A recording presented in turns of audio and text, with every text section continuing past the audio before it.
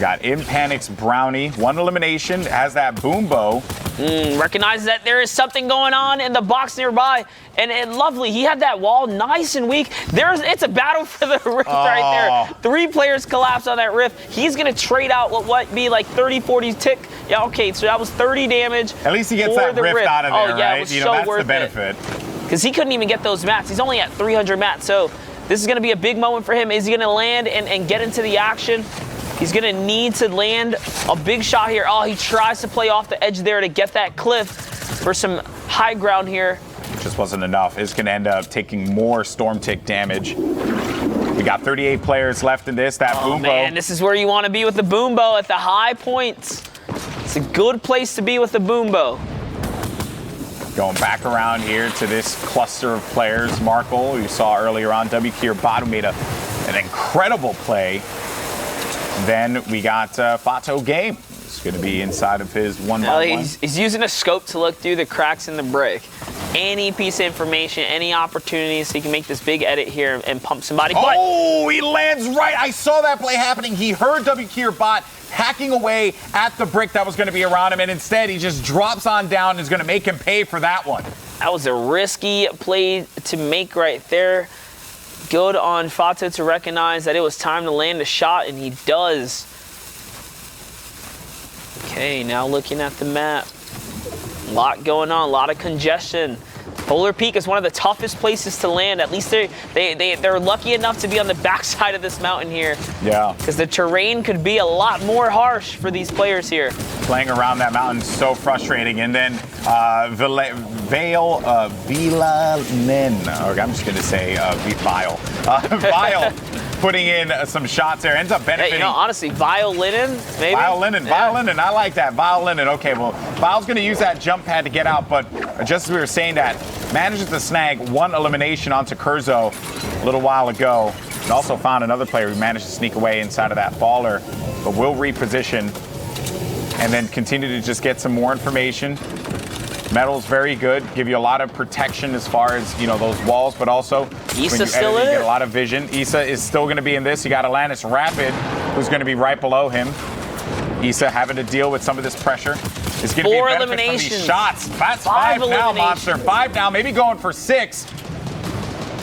Looking for the downtime here. He's getting closer and closer to his player. He's trying to see if he can get in that player's box.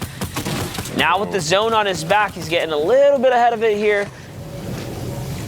He's got to get a good shot, good angle. He needs to see one of these players that maybe wants to try and edit out.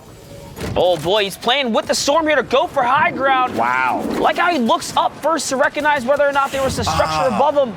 Yeah, he gets tagged up though quite a bit. He does have some minis to top himself up to 50 HP, and he took that storm damage. Is that going to play a factor in his next fight? One has to wonder. Absolutely worth it though.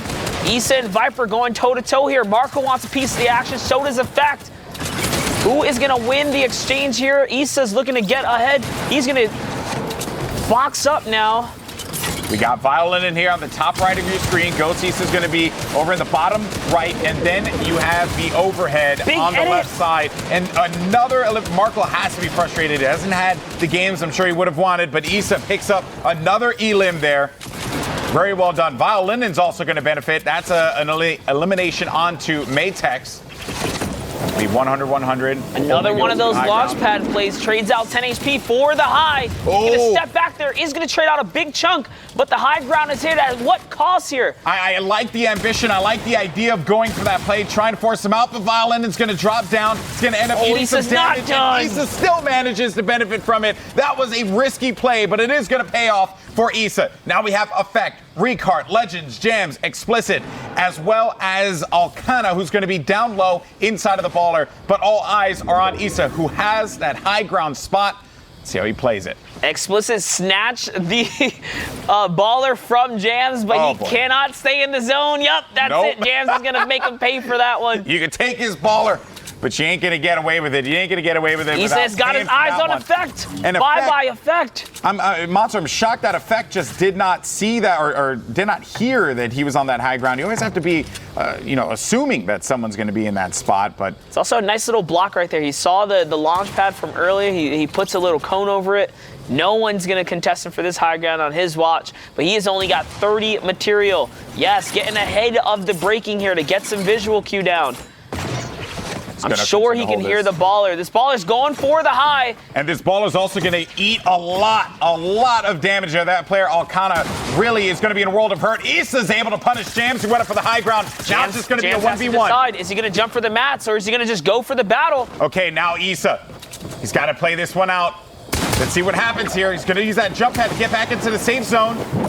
He's going to get hit for the damage. 14 HP. Mats. 14 HP for Alcana. He's able to get the elimination onto Alcana. Very well done from Issa.